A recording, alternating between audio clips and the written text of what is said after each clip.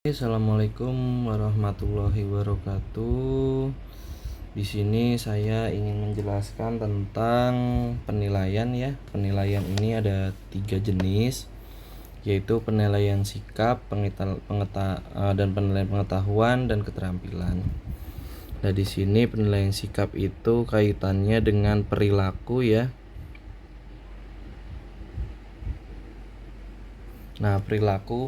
Nah, biasanya penilaian sikap ini dinilai berdasarkan apa yang dilihat oleh guru ataupun oleh peserta didik lainnya di dalam kelas atau di dalam proses pembelajaran. Nah, ini kata kuncinya. Penilaian sikap ini penilaiannya dilakukan pada proses pembelajaran. Nah, jadi penilaian sikap ini ya berkaitan dengan perilaku pada proses pembelajaran gitu. Nah, di sini ada 3 jenis penilaian sikap itu, yaitu observasi, penilaian diri, dan penilaian antar teman. Penilaian observasi itu dibagi 2 ya, yaitu observasi tertutup dan observasi terbuka. Dan tertutup gitu. Oke. Dari tertutup dan terbuka bedanya apa sih? Nah, untuk yang terbuka itu bisa dilihat dari atau yang menilai bisa guru sendiri atau wali kelas ya. Wali kelas,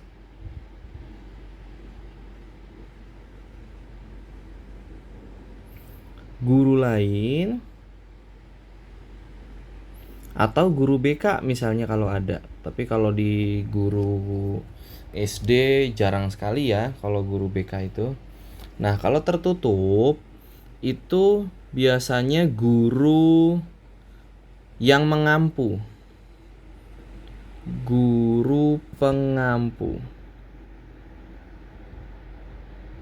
Nah, itu observasi tertutup. Jadi hanya gurunya aja.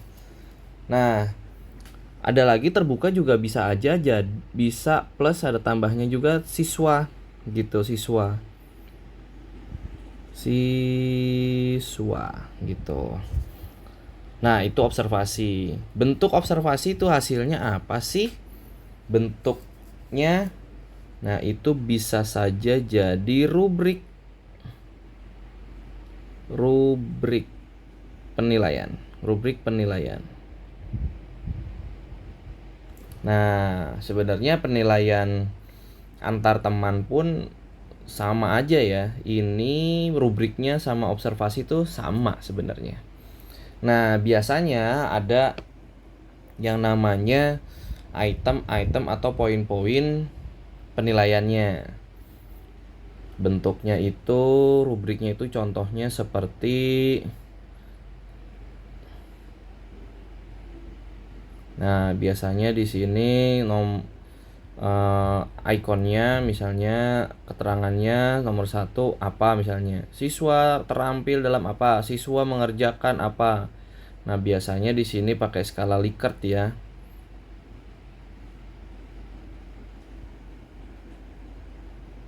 Nah, skala Likert ini biasanya sangat sering, kemudian jarang, sangat jarang, nah gitu. Nah, seperti itu. Nah, itu skala Likert ada tingkatannya gitu. Nah, untuk penilaian sikap diri sendiri ini pun agak sedikit berbeda ya. Kalau penilaian diri sendiri itu ada 2 macam ya. Ada seperti ini ya. Ada seperti ini skala Likert ya. Likert atau secara visual atau secara diungkapkan gitu secara langsung. Nah, itu biasanya begitu. Hari ini saya kurang yang namanya peduli terhadap lingkungan. Hari ini saya kurang yang namanya ikut dalam kegiatan belajar mengajar, kurang rajin, kurang rapih, kurang kontribusi. Nah, itu yang negatifnya.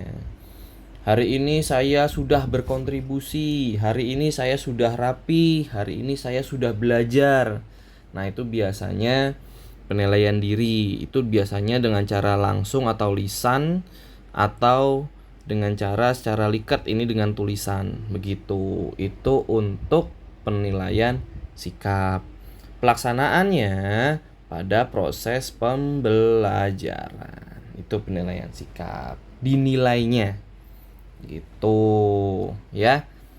Semoga dalam sikap ini masuk ya. Oke, sekarang kita lanjut ke penilaian pengetahuan. Penilaian pengetahuan itu macam-macam. Bisa pada proses pembelajaran atau setelah pembelajaran. Nah, di sini untuk pengetahuan itu ada dimensinya ya. Dimensinya itu saya coret dimensi. Dimensinya itu ada dimensi faktual,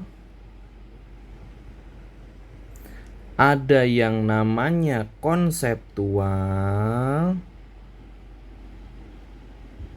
ada yang namanya prosedural, dan ada yang namanya metakognitif.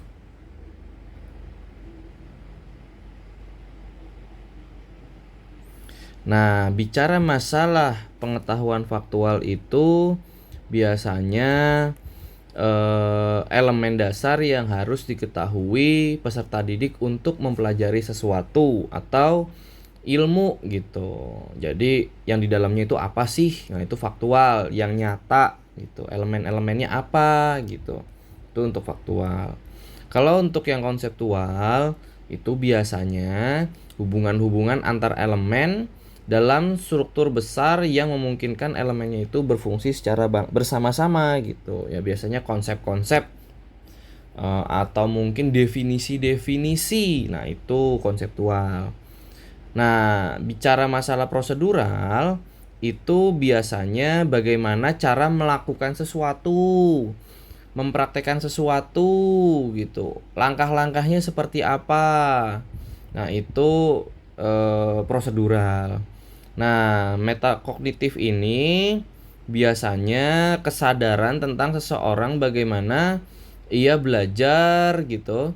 Itu bisa menilai kesusahan atau kesukaran dari suatu masalah gitu. Biasanya penggabungan antara ilmu satu dengan ilmu yang lainnya. Begitu. Nah, kemudian di sini ada yang namanya tes tertulis. Nah, tes tertulis ini biasanya ada kaidah-kaidahnya ya. Kaidah-kaidahnya itu ada yang namanya harus sesuai dengan IPK ya. IPK. IPK itu apa sih? Indikator pencapaian kompetensi. Nah, IPK ini kaitannya nanti ujung-ujungnya ya yang kita telah pelajari yaitu tentang menentukan C1 sampai C6 dari taksonomi Bloom atau yang disempurnakan oleh Katwall. Nah, itu harus sesuai gitu ya. Nah, itu biasanya pengembangan dari RPP-nya. Nah, kemudian juga harus menentukan yang namanya tujuan penilaiannya. Kemudian menyusun kisi-kisinya. Nah, ini tes tertulis. Nah, Bagaimana tes tertulis itu dilakukan? Tes tertulis itu ada kalau di kurikulum 2013 itu ada yang namanya penilaian harian, PH, penilaian tengah semester, penilaian akhir semester.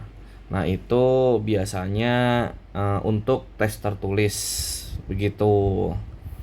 Itu dilakukan. Nah, bagaimana soal-soalnya juga pun ada berbeda. Di sini dihimpun ya. Ada yang namanya pilihan ganda, isian, dan uraian. Nah, itu harus sesuai dengan indikator pencapaian ini gitu. Harus sesuai. Karena harus yang namanya kalau misalnya buat indikator nanti itu akan dimasukkan ke dalam kisi-kisi pembuatan soal. Begitu, teman-teman. Nah, kemudian tes lisan ini juga ada dua jenis ya. Ada tes lisan berpedoman dan ada juga tanpa pedoman.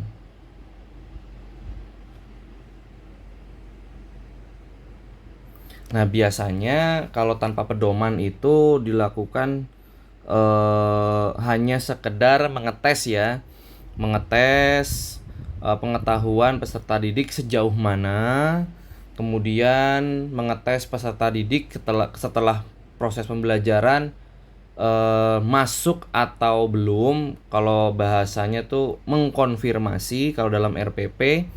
Nah, kalau berpedoman itu biasanya ada kisi-kisinya gitu. Ada kisi-kisinya seperti PH, PTS, dan PAS. Jadi ada indikator pencapaian kompetensinya. Nah, jadi di sini ada selain bertujuan mengecek penguasaan dari pengetahuan peserta didik ya. Di sini juga ada atau pengetahuan peserta didik itu ada assessment ya. Assessment of learning sesuai yang kita pelajari sebelumnya. Jadi penguasaan, kemudian tes lisan juga bisa assessment for learning digunakan untuk perbaikan ya. Assessment for learning.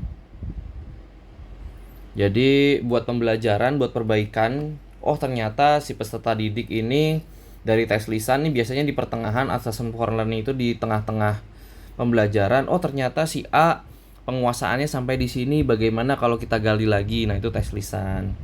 Nah, kemudian ada juga assessment as learning.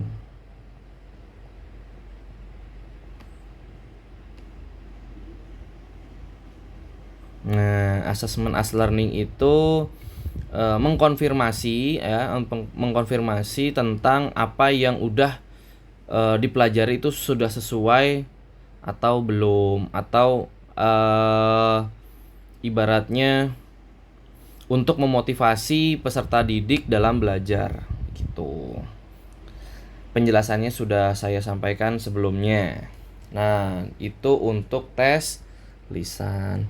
Kemudian penugasan ini apa aja sih? Nah, penugasan itu biasanya pembelajarannya itu bisa di tengah-tengah pembelajaran, bisa juga di akhir pembelajaran yang tujuannya untuk mengukur pengetahuan peserta didik dari proses pembelajaran gitu. Nah, di sini juga ada dua kalau untuk penugasan itu ada kaitannya dengan off learning dan for learning. Nah, di sini kaitannya penugasan itu off learning dan for learning. Itu untuk penugasan. Semoga dipahami ya, teman-teman. Nah, kemudian penilaian keterampilan ini ada dua ranah juga ya.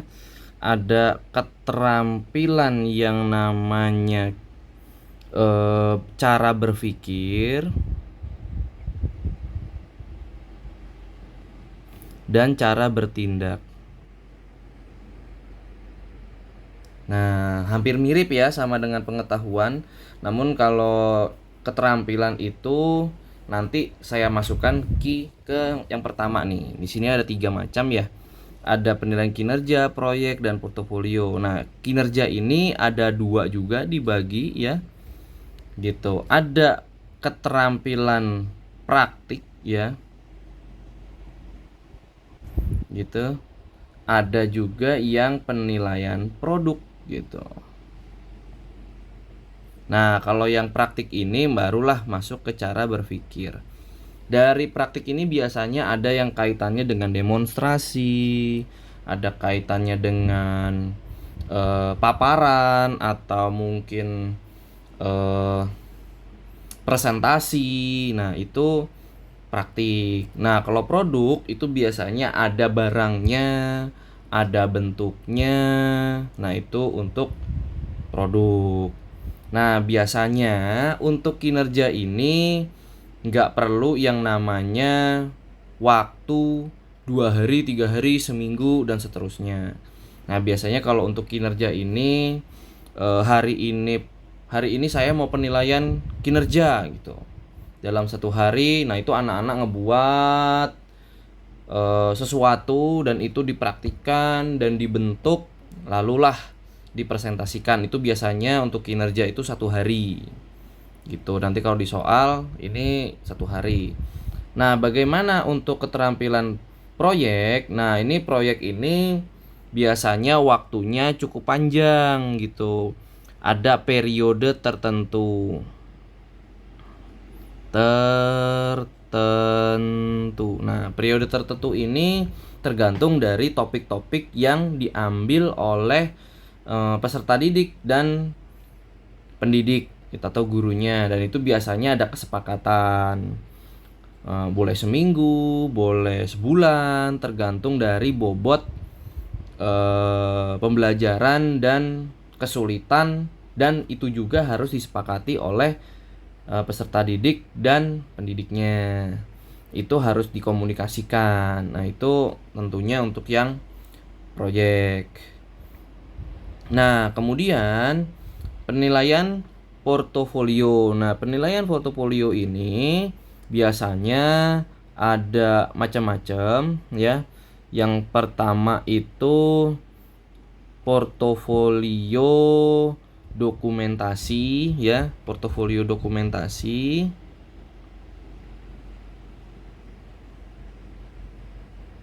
Ya.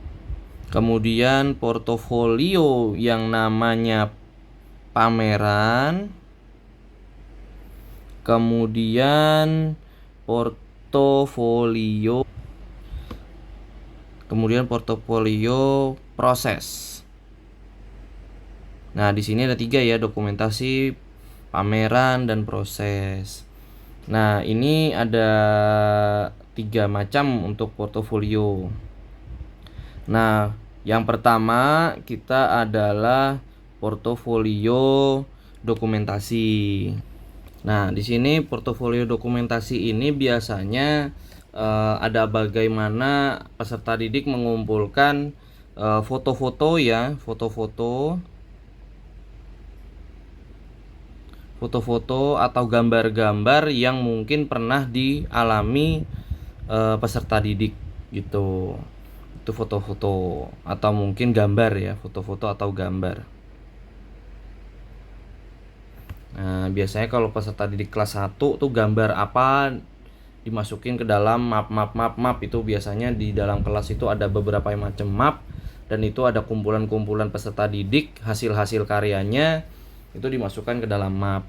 Nah, kalau pameran bagaimana? Nah, kalau pameran itu yang nggak bisa dimasukkan ke dalam map. Misalnya karya seni gitu ya.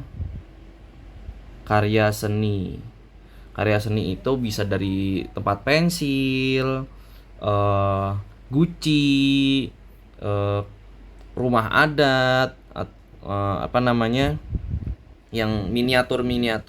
Nah, itu pameran. Kemudian keterampilan proses itu biasanya untuk kelas-kelas tinggi proses ini biasanya didokumentasikan dalam bentuk video gitu. Misalnya kalau di kelas tinggi ini dilakukan cara membuat bir peletok gitu. Nah, itu di PLBJ. Nah, itu keterampilan proses. Di situ ada langkah-langkah pertamanya, gula dan seterusnya. Nah, ini dokumentasi video ya. Video. Nah, itu biasanya nanti akan dipamerkan.